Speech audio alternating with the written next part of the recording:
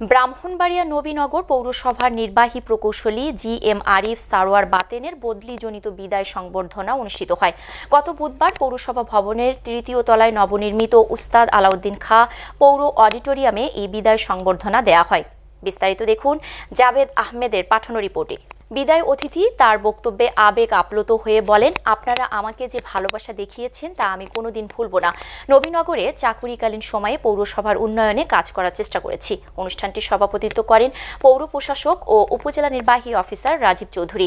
তিনি তার বক্তব্যে বলেন, আমি অল্প কয়েকদিন হয় নবীনগরে আমার কর্মজীবন শুরু হয়েছে। পৌরসভা সম্পর্কে আমাকে একটা নেগেটিভ ধারণা দেওয়া হয়েছিল, কিন্তু পৌরসভার কাজ করতে গিয়ে সেই ধারণার কোনো কিছুই পেলাম না।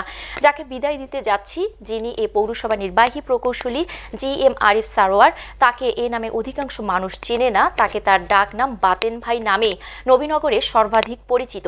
এতেই বোঝা যায় তিনি নবীনগরের মানুষের কত ভালোবাসা পেয়েছেন।